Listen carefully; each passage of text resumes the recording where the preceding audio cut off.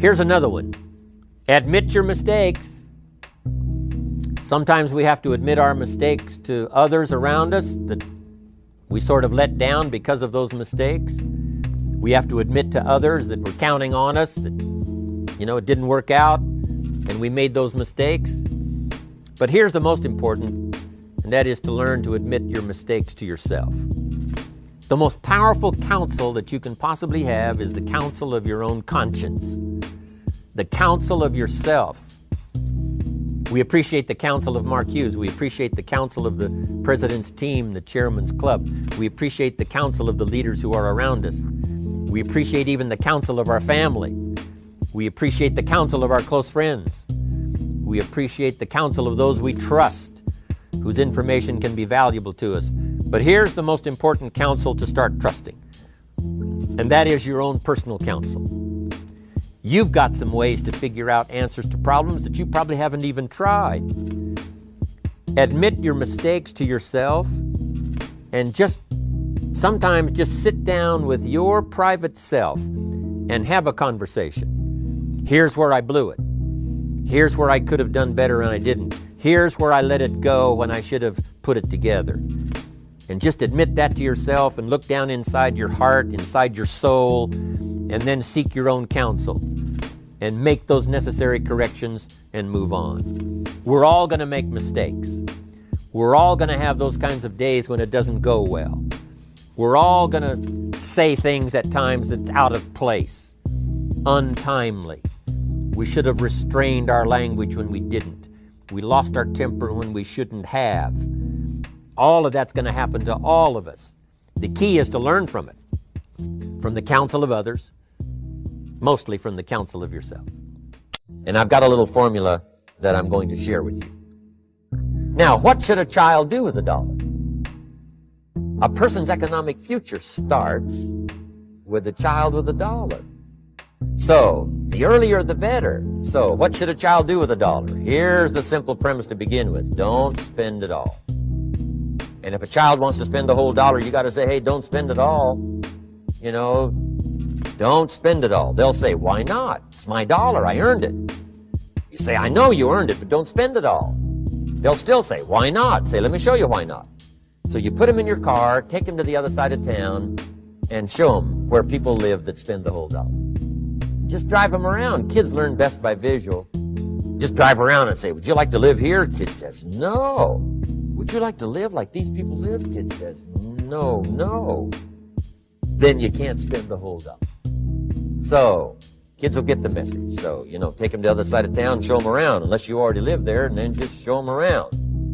Anyway, don't spend the whole $1. Now, let me give you my best view of what to do with $1. And I promise you, if you started at age 15, now if you're over 15, right, you've still got plenty of time. You still got 20 years. If you're 30, you still got 20 years. You still got plenty of time to start what I'm about to share with you. What to do with $1. Here's my first bit of advice. Never spend more than 70 cents. Never spend more than 70 cents. Now, you got to pick some number, and the number you pick is going to be determined by your philosophy. It's going to be determined by what you've been taught or your experience teaching yourself. Now, kids say to me, well, okay, what do I do with the other 30 cents? And here's what I teach them. 10 cents for charity. Charity or church, or helping people that can't help themselves. 10 cents to support worthy projects. Projects that you feel good about. 10 cents out of every $1. It's called being generous with part of what you've taken out of society. And the best time to start is when the amounts are small. And I know if kids learn these lessons well, they'll give a dime out of the $1, help people that can't help themselves, support worthy projects. Or if you belong to a church, they teach tithe, peace of. It's very important. Now, because when the amounts get larger, sometimes it's a little more difficult. Giving 100,000 out of $1 million, someone says, oh, if I had $1 million, I'd give 100,000. I'm not sure. That's a lot of money. So the time to start is when the amounts are small. 10 cents out of the $1. Okay, next 10 cents. I call active capital. Active capital means do something to make a profit. Active capital. Set aside a portion of your income. Wages are okay, but I'm telling you, wages will make you a living. Profits will make you a fortune. So set aside part of your income as capital, called active capital. Any kind of project you can possibly think of, you can possibly come up with. I'm going to write a new book, I think, for kids. I think the title is going to be, Of Course Kids Should Pay Taxes. So in California, where I live, kids do pay taxes. Big question is, should they? And my book will answer that question. Of course, kids should pay taxes. Nothing is for free. If you want to ride your bicycle on the sidewalk instead of in the mud, you got to pay the 7 pennies. Nothing is free, so we all have to pay. So, 10 cents out of your living, out of the money you earn, set aside for capital. Capital to try your best to show a profit. And in my book, it's going to be all kinds of ways kids can make money, right? 2 bicycles, one to ride and one to rent. I mean, it doesn't take long to figure out some enterprise that'll start making a profit. Then you must jot this down if you're taking notes. Profits are better than wages. You've invested a lot in your education, and people have invested in you. And let me tell you, the world needs your talents. Man, does it ever. The Middle East needs your help. Japan needs your help. Alabama needs your help. Tennessee needs your help. Louisiana needs your help. Philadelphia needs your help. The world needs a lot, and we need it from you. We really do. We need it from you young people. I mean, I'm not speaking for the rest of us up here, but I know I'm getting a little grayer. We need it from you, the young people. And no one really finds themselves without going through trials, tribulations, suffering, accountability. And accountability is suffering. Being accountable every day for doing right for yourself, for the people next to you, it's miserable. It's hard. So, even the smallest details.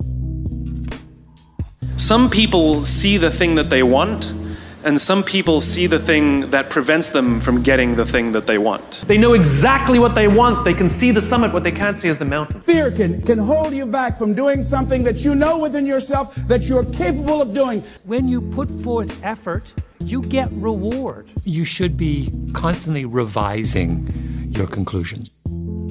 Most of us just throw ourselves into the deep end and then try swim and figure it out. And you're not the only person. There's so many people who feel like that. So the point is that you're trying to get to such a strong foundation that when you interact in the world, you're going with a sense of strength, fuel, energy to make a difference. Rather than going into the world and then going, oh my God, where am I? Trying to figure it out. You've lived a life dominated by doubt and fear. How do you step into bravery? Step. That's how you step into bravery. Step. Take the step. Step aggressively towards your fear. And that step towards your fear is the step into bravery. Because we're scared of what we don't know. And there is only one way to learn and to know, and that is to confront that fear. You have to step, you have to go. And this simple action, this simple attitude, it answers so many questions. So many questions. How do you get to the gym every day? You step. You go. How do you change your diet? You step. You go. How do you overcome fear of failure or fear of success or fear of fear itself? You step. And how do you face the fear of the unknown? You step. Don't wait anymore. Don't think anymore. Don't plan anymore. Don't contemplate anymore. Don't make any more excuses or justifications. Don't rationalize anything else. No, no, and no. Instead, be aggressive. Take action now. And what is the first action that you need to take? What's the first step you need to take? The first step you need to take is just that. Step